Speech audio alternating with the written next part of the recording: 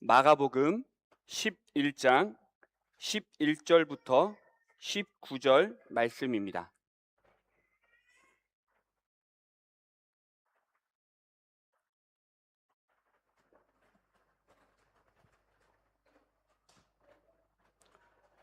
하나님의 말씀을 봉독해 올리겠습니다.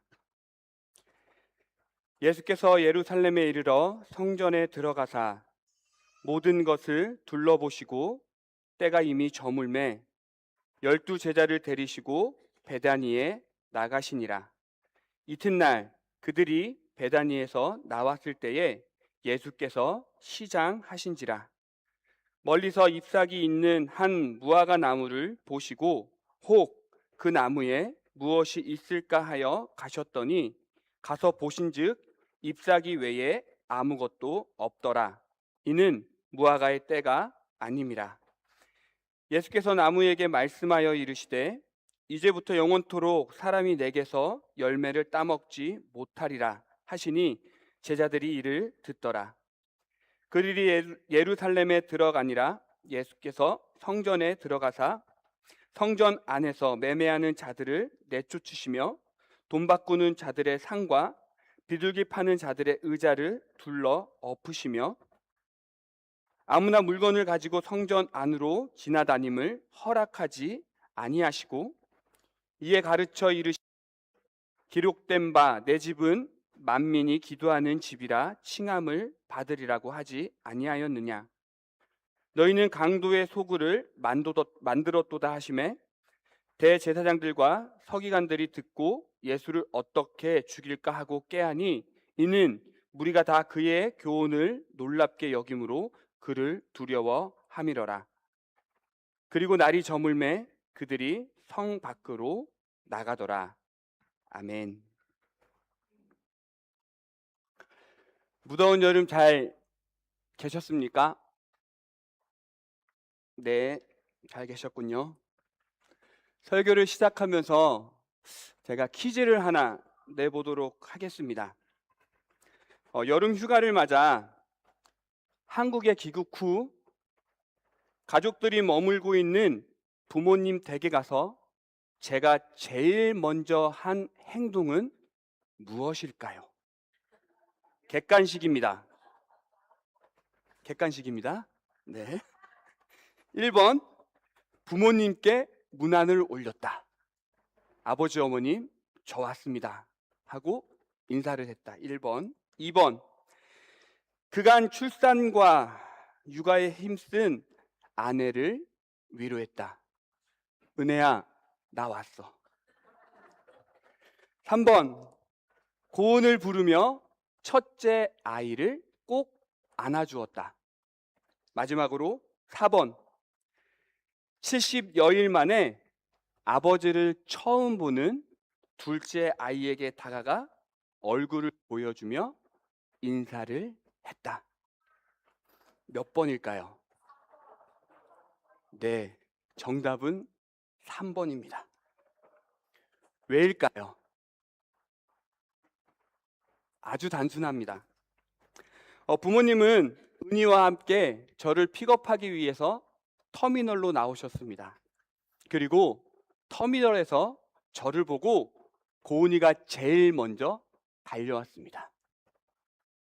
그렇기에 고은이를 가장 먼저 안을 수밖에 없었습니다. 그리고 난 이후에 저를 픽업하러 오신 부모님께 인사를 드리고 집에 와서야 아내와 아내의 품에 안겨있는 둘째 아이에게 다가가 위로와 인사를 나눌 수 있었습니다. 한국에 가는 동안 그리고 인천에서 버스를 타고 부모님 댁으로 가는 동안 결심했던 그리고 상상했던 순서 그대로 은희, 부모님, 아내, 유에게 차례대로 인사를 했습니다. 아마 은희가 제일 먼저 마중을 나오지 않았더라도 저는 이 순서를 지켜가며 인사를 했을 것입니다. 왜냐하면 둘째가 태어난 후에 생길 수 있는 첫째 아이의 불안과 질투를 염두에 두고 있었기 때문입니다. 처음에 무엇을 하는가는 참으로 중요합니다. 처음 앞에 무엇을 고민하였고 무엇을 준비하였는지를 잘 보여줄 수 있기 때문이죠. 여러분, 대한민국 역대 대통령 당선자가 임기가 시작하는 첫날, 그것도 대통령 취임식 이전에 첫 번째로 하는 일정이 무엇인지 알고 계십니까? 바로 국립현충원 참배입니다. 여태 대통령들은 제일 먼저 국립현충원을 찾아왔습니다. 왜냐하면 그곳에서 국가를 위해 싸우고 나라를 지키기 위해 희생된 이들에게 참배함으로써 평화 뒤에 가려진 숭고한 희생을 결코 잊지 않겠다는 의지와 국가와 국민들에게 충성을 다하겠다라는 결단을 보여주기 위함이지요. 오늘 본문은 예수님께서 십자가를 지시기 위해 예루살렘에 입성하신 후 제일 먼저 무엇을 하고 있는지 기록하고 있습니다. 본문 11절입니다. 예수께서 예루살렘에 이르러 성전에 들어가사 모든 것을 둘러보시고 때가 이미 저물매 12 제자를 데리고 베다니에 나가시니라.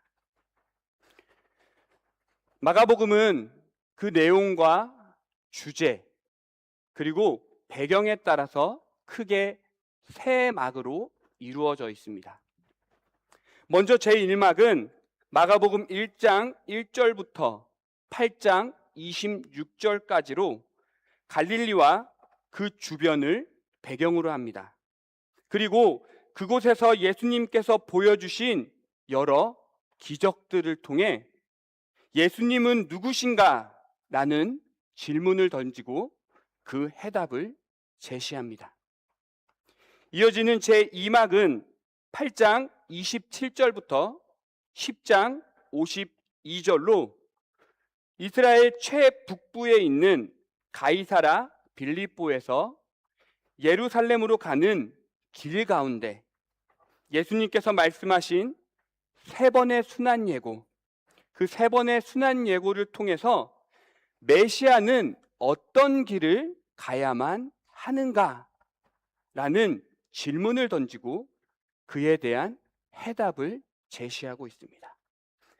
그리고 마지막인 제3막은 오늘 본문이 포함되어 있는 11장 1절부터 16장 8절까지로 예루살렘을 배경으로 하고 있고 예수님께서 당하신 고난과 십자가, 죽음, 그리고 부활을 통해 어떻게 메시아가 구원을 이루셨는가라는 질문을 던지며 그 해답을 제시해주고 있습니다.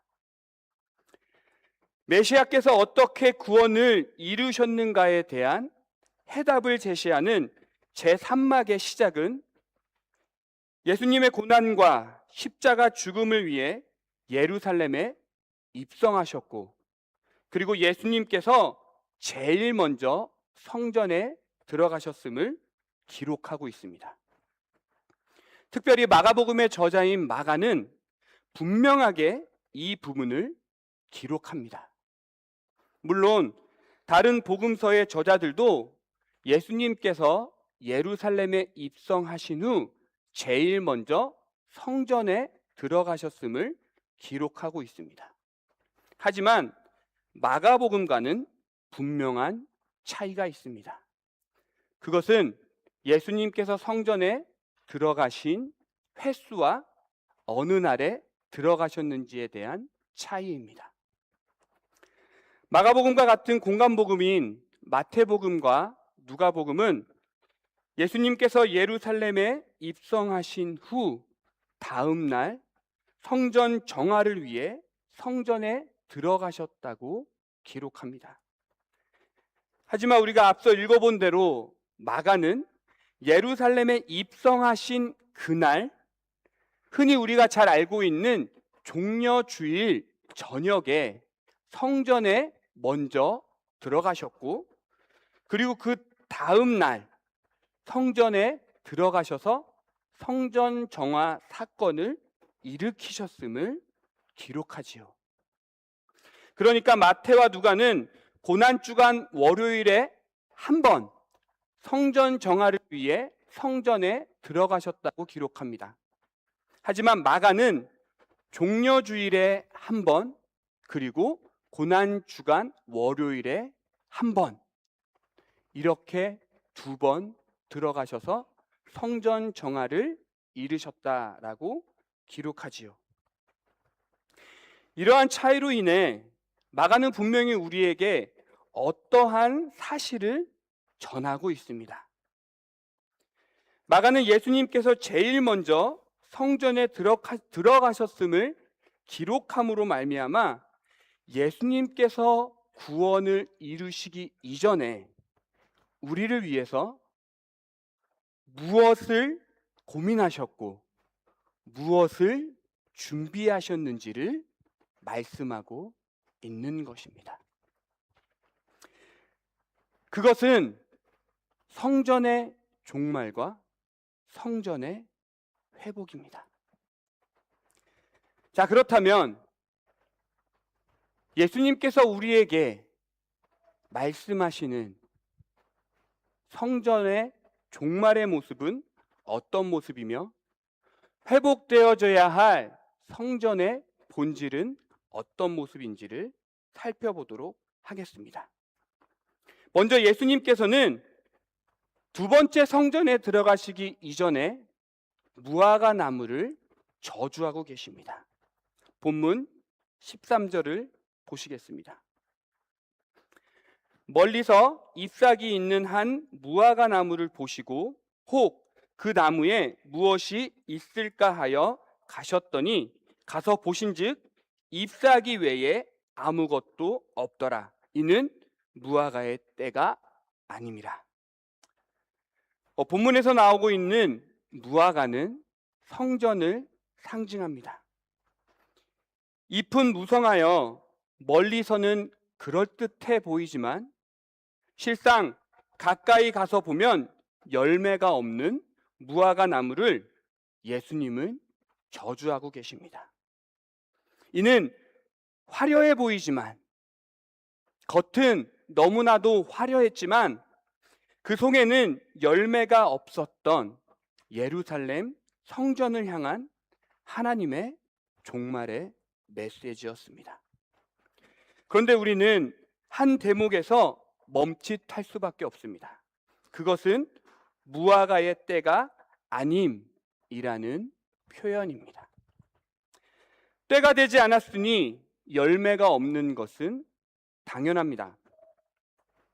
때가 되지 않았으니 열매를 맺을 수 없는 것은 세상의 이치이지요. 그런데 왜 마가는 예수님이 저주하고 있는 이 사건 가운데 무화과의 때가 아니다라는 대목을 기록함으로 우리에게 혼란을 주고 있는 것일까요?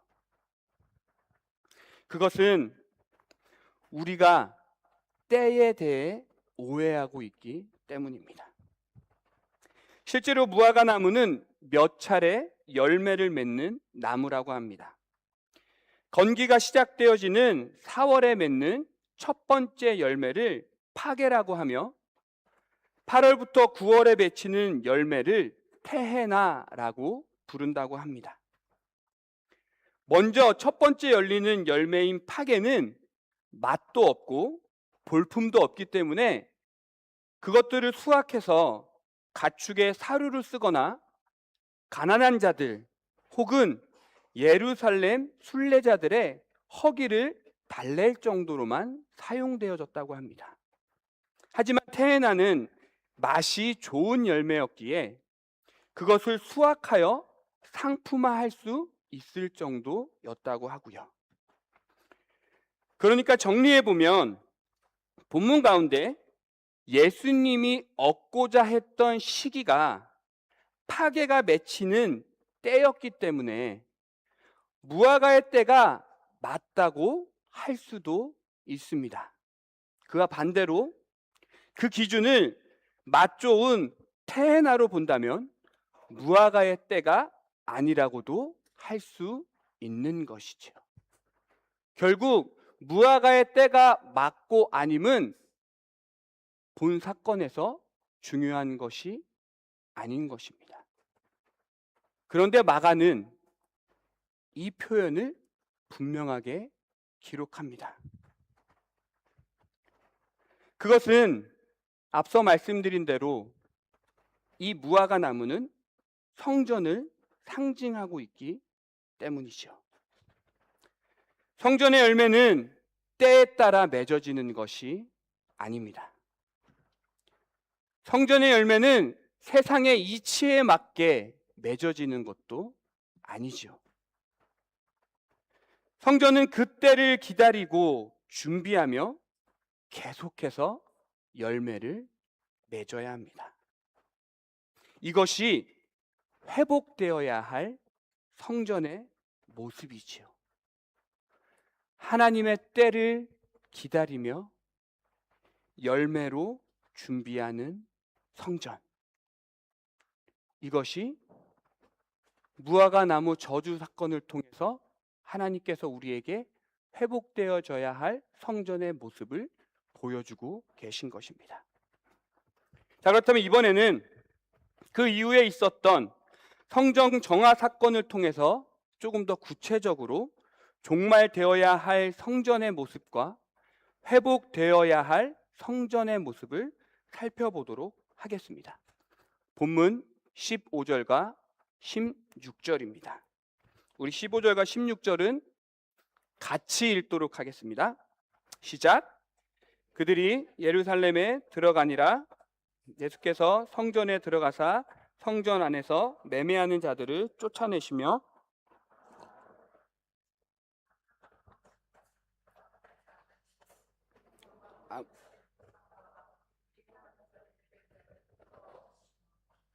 아무나 물건을 가지고 성전 안에서 지나다님을 허락하지 아니하시고.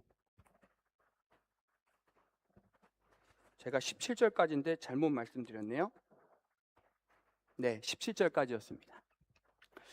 예수님께서 예루살렘에 입성하신 종려 주일에 첫 번째 성전에 들어가사 모든 것을 둘러보시고 돌아가셨습니다. 그리고 다음 날 성전에 들어가신 예수님께서는 전날에 보셨던 모든 것을, 종말되어야 할 성전 안에 있던 자들을 내쫓으시고 종말되어야 할 성전의 모습을 둘러엎으시고 종말되어야 할 행위를 허락하지 않으셨습니다. 당시 성전 안에는 순례자들을 위해 재물을 매매하는 자들이 있었습니다. 머나먼 여정을 하나님께 드릴 재물, 특히나 흠이 없는 재물을 하나님께 드려야 했기에 그 머나먼 여행을 재물과 함께 할 수 없었습니다. 이에 순례자들의 편의를 위해서 예루살렘 성전 안에는 하나님께 드릴 재물을 매매하는 자들이 있었던 것이죠. 또한 성전 안에는 돈을 바꿔주는 환전상들도 있었습니다. 광야 시대부터 이스라엘 백성들 가운데 20세 이상의 남자 청년들은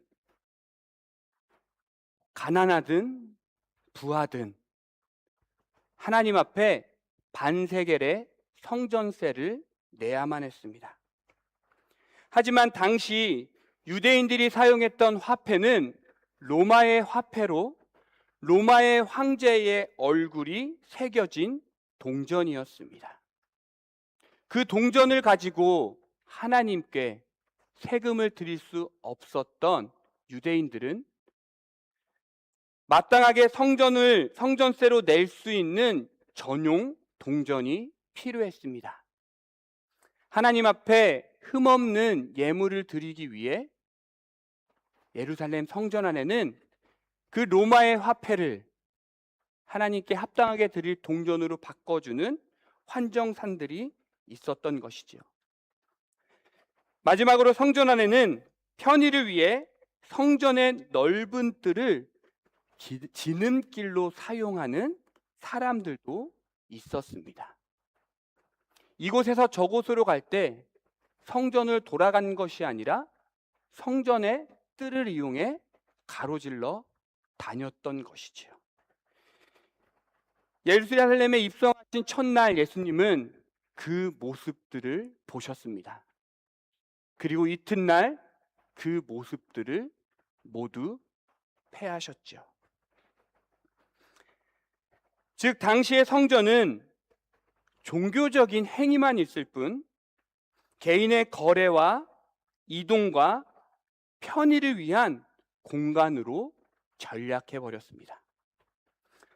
오늘날로 말씀드릴까요? 교회가 예배는 드리지만 교회가 편의를 위한 곳이 된 것입니다. 교회가 찬양의 소리가 있지만 교회가 이익을 위한 곳이 되어진 것이죠. 교회가 기도 소리가 있지만 그 기도 소리 안에 개인의 욕망을 이루기 위한 곳이 되었다는 것입니다. 어떤 이들은 인맥을 위해 교회에 오기도 합니다. 또 어떤 이들은 결혼을 위해 교회에 오기도 하지요. 어떤 이들은 돌봄을 받으려고, 어떤 이들은 외로움을 달래기 위해, 또 자녀 교육 때문에 자신의 영향력을 넓히기 위해 교회에 오는 분들도 많이 있습니다. 이러한 목적으로 교회에 온다고 해서 잘못되었다라고 단정할 수는 없습니다. 왜냐하면 그 목적이 하나님 안에 새롭게 변화되고 하나님의 일하심으로 그 목적이 하나님께로 변경될 수 있기 때문입니다. 하지만 여러분들은 교회에 왜 오십니까? 복 받기 위해 오십니까? 아니면 복 받았기에 오십니까? 여러분들은 예배를 드리기 위해 오십니까? 아니면 마땅히 예배 드려야 함에 오십니까? 찬양하기 위해 오십니까? 아니면 찬양할 수밖에 없기에 오십니까? 봉사를 위해 오십니까? 아니면 봉사로 하나님께 영광 돌리기 위해 오고 계십니까? 종말되어야 할 성전의 모습은 강도의 소굴이며 회복되어야 할 성전의 모습은 만민이 기도하는 집입니다. 마태복음은 성전 정화 사건 이후에 일어난 상황에 대해서 이렇게 기록하고 있습니다. 마태복음 21장 14절과 16절입니다. 들어보십시오. 맹인과 저는 자들이 성전에서 예수께 나오매 고쳐주시니 대제사장들과 서기관들이 예수께서 하시는 이상한 일과 또 성전에서 소리질러 호산나 다윗의 자손이여 하는 어린이들을 보고 노하며 예수께 말하되 그들이 하는 말을 듣느냐? 예수께서 이르시되 그렇다. 어린아이와 젖먹이들의 입에서 나오는 찬양을 온전케 하셨나이다 함을 너희가 알거니 본 일이 없느냐 하시고, 성전이 깨끗해지자 맹인과 저는 자들의 기도 소리가 울려 퍼지기 시작합니다. 시끄러운 장사꾼들이 쫓겨나가자 어린아이들의 찬양 소리가 넘쳐납니다. 자신의 편의를 위해 지름길로 사용되어졌던 수많은 사람들이 사라지니 그곳에서 예수님을 통해 선포되어지는 하나님의 말씀이 들리기 시작합니다. 회복되어져야 할 만민이 기도하는 집이라는 성전의 본질이 회복되어진 것입니다.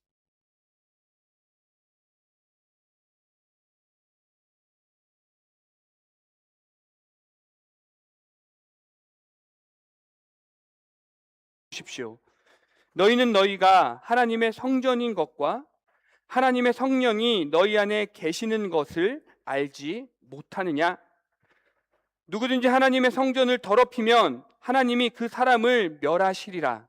하나님의 성전은 거룩하니 너희도 그러하니라. 오늘 우리의 내면의 풍경은 어떤 모습일까요? 어쩌면 입이 무성하여 멀리서는 그럴듯해 보이지만 가까이 다가가면 아무것도 없는, 아무 열매도 없는 그런 풍경은 아닐까요? 경건의 모양은 있지만 경건의 능력은 상실해버린 그런 상황은 아닐까요? 신앙을 빙자하여 권력과 명예를 추구하는 풍경은 아닐까요? 행동으로 이어지지는 않고 말만 넘쳐나는 그런 풍경은 아닐까요? 삶의 변화는 없고 종교 행위만 있는 그런 풍경은 아닐까요? 거룩한 성전이 우리가 그리고 우리 안에 종말되어져야 할 성전의 모습은 무엇이며 회복되어져야 할 성전의 모습은 무엇일까요? 근본 휴가를 마치고 파리로 돌아오는 여정은 결코 쉽지 않았습니다. 비행기를 타기 전부터 100일 된 아이를 데리고 함께 가야 함이 큰 걱정이었고 수많은 불안이었습니다. 이에 아이가 태어난 5월 비행하는 동안 아이를 눕힐 수 있는 침대인 베시넷을 항공사에 신청하였습니다. 또한 첫째 아이와 함께 비행함에 있어 가족이 함께 앉을 수 있는지 사전에 좌석을 구매하면 편안하게 조금은 쉽게 올 수 있는지 문의해 보았습니다. 하지만 항공사에서는 배신의 자리는 당일날 지정되기에 사전 좌석을 구매하더라도 사전 좌석을 지정하더라도 함께 할 수 없다고 이야기했습니다. 하지만 원칙상 영화가 있는 가족은 최대한 붙여주니 조금만 기다려달라고 이야기하더군요. 혹시나 하는 마음에 비행을 일주일 앞두고 나서도 항공사에 문의했더니 동일한 답변을 얻을 수 있었습니다. 그 말을 믿고 기도하며 출국 당일 체크인을 하기 위해 카운터로 갔습니다. 그러자 카운터에 앉아있던 직원이 사전 좌석이 꽉 찼기 때문에 배시넷을 이용할 수 없다고 말했습니다. 설상가상으로 온라인 체크인 기간 동안 미리 좌석을 지정하지도 않았기 때문에 좌석이 가족 한 명당 다른 사람들과 떨어져서 가야 함을 이야기해 주었습니다. 이런 상황이라면 아내는 12시간 동안 둘째 아이를 안고 와야 했습니다. 고은이는 양옆에 모르는 아저씨 아줌마와 함께 앉아와야 했고요. 저만 편하게 혼자 올 수 있었습니다. 이러한 상황으로는 결코 우리가 비행을 할 수 없기에 카운터 직원에게 사정했습니다. 하지만 그 직원은 할 수 있는 것이 없었죠. 그러자 그 위에 있는 직급인 매니저가 오게 되었습니다. 매니저에게 저희의 상황을 상세히 설명했습니다. 하지만 매니저는 단호하게 배신에 대한 안내를 드린 게 아니잖아요. 저희가 어떻게 할 수가 없어요. 본사에 전화하세요. 이게 매니저가 한 대답이었습니다.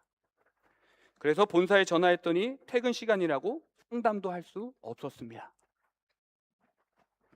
이런저런 실랑이 끝에 더 좋아진 상황은 없었습니다. 하지만 비행 시간 때문에 빨리 체크인은 해야 했습니다.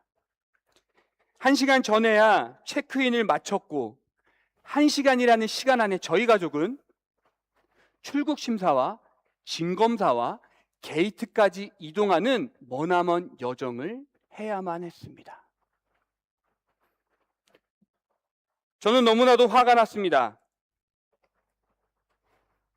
짜증이 넘쳐 흘렀습니다.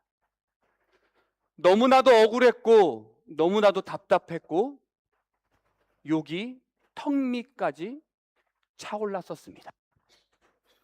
그런 기분으로 빨리 진검사를 하기 위해 캐리어를 정리하고 짐을 올리는 순간 뒤에서 이런 노랫소리가 들려왔습니다. 나는 하나님을 예배하는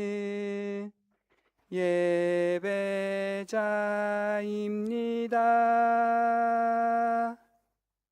내가 서 있는 곳 어디서나 하나님을 예배합니다. 고개를 돌리지 않았지만 이 찬양이 누가 부르고 있는 것인지 바로 알 수 있었습니다.